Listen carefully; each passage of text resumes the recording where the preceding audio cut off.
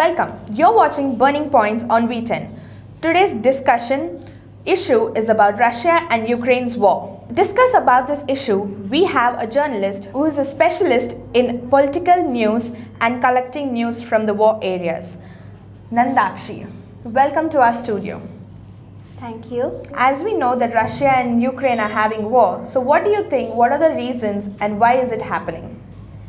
Actually, the main reason and the only major reason is because Russia doesn't want Ukraine to be a part of NATO, National Atlantic Treaty Organization, which involves 30 other countries as well. And the main motto of them, like they have many reasons of its establishment, but the main reason they made it was to fight against people, like to fight against countries who are trying to dominate other minor countries. So like if Ukraine becomes a part of NATO and Russia fires or attacks or try to seize Ukraine, so other 30 countries will come forward and help Ukraine fight back. So I guess this can be the only reason that Russia is having a war with Ukraine.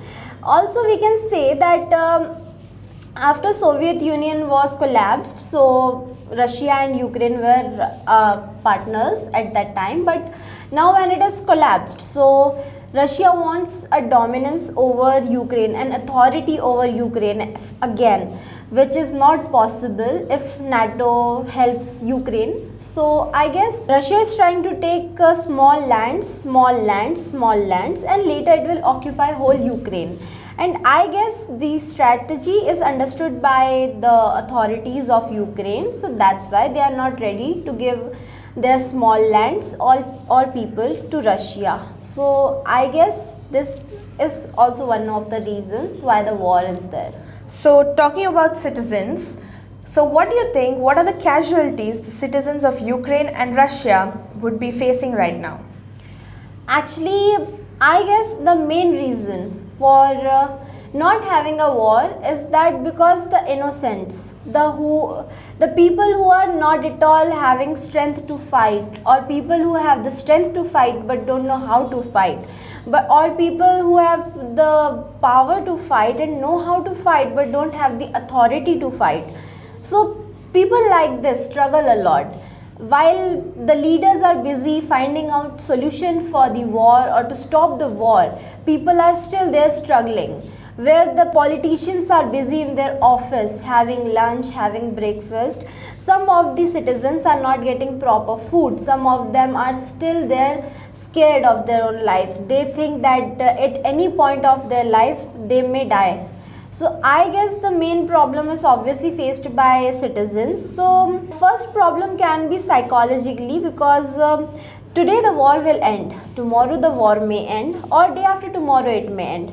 But what about the trauma they got? The bomb blast, the life lost, the livelihood lost. So you understand my point, right? Yeah. The thing they face now will be in their heart, in their memories forever.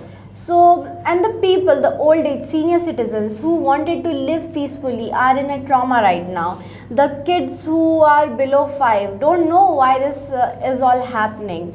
So I guess they are not at fault, but still they are at risk. And also we can talk about the grown up and adults. They know why the war is there, but they never wanted a war. They were living their life and having a livelihood. They were making economy. So obviously the psychology is disturbed now. And second, we can say the economy is disturbed, because obviously when all the investment and the savings are going towards war and nothing is there for people, or if something is there for people but people are not there because of war, so you see we have this issues, economy problem as well. And we can see that people, those who are going for war, they are not robots, they are human, right? So obviously they will be at risk. So if that person is not so the people who go for war are at risk, obviously. So they are not robots, they need to survive because they are someone else's son, someone else's They have husband. loved ones. Exactly, so they have loved ones and family members. So what about them? So there are many casualties faced by people. So I guess yes, these can be the problems faced by people. You have a valid point there. So while we are talking about this, let us see that Ukraine is being supported by USA and India and some other countries as well. So what do you think how the Indian authorities and Indian leaders are involving themselves in this issue? See, actually, we can see this question in many aspects. So, according to my knowledge, each country has embassies over at that place. So, Yeah. obviously, Indian embassies would be there. Yeah. And as a country, we help people in Ukraine by sending flights there and helping the students to bring them back. But due to some airway risk and some other casualties, the flight was sent back. We had this news day before yesterday Yeah. itself. So we are not able to bring people back. So I guess as individual, we can just motivate them by telling this: we are with you, we support you, Ukraine, people of Ukraine, we support you. Or we can say that. Everything is going to be fine today or tomorrow. You just have to have faith, because at this crisis people need to stick together. They need to be for each other. So as an individual we can do this. And talking about authorities and leaders, I just heard this Prime Minister Narendra Modi had a talk with Putin, where he asked to settle this situation and immediately stop this violence and attacks and have an honest and sincere dialogue with both countries, so that the thing can be resolved properly. People don't need to be suffering. Exactly. And it's correct, because when things can be sorted out while having a chat, why to have violence and disturb everyone's livelihood? Yeah. So I guess from our part as a country, our part as an individual, we did it.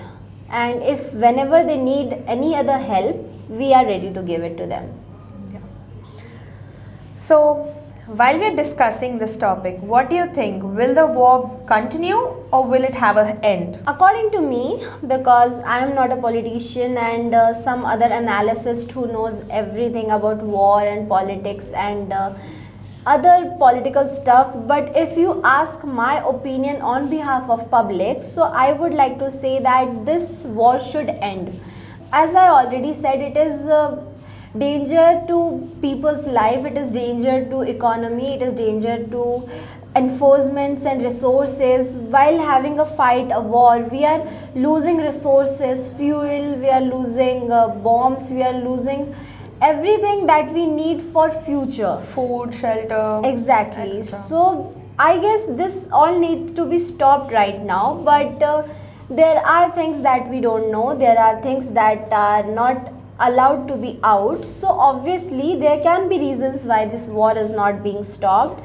But if you ask my opinion, then yes, the war should end, because if it doesn't end, maybe Russia will occupy Ukraine fully and it will try some other country. So which is not good, because India is a developing country and I guess we are still at danger if this continues. Okay, so while these countries and all are supporting each other, like all the countries are some are supporting Russia, some are supporting Ukraine. So what do you think? Will this lead to World War III? I shouldn't say this, but we already read about and know about World War I, World War II, and we know what are the risks and what are the outcomes of it. So I don't think we should have World War III, but what according to the consequences and according to the issues right now, current issues what are going right now, I feel like we are going to have World War III. Because in one of the official statements that Putin gave, he asked all the countries to stay away from this issue or wars. Yes.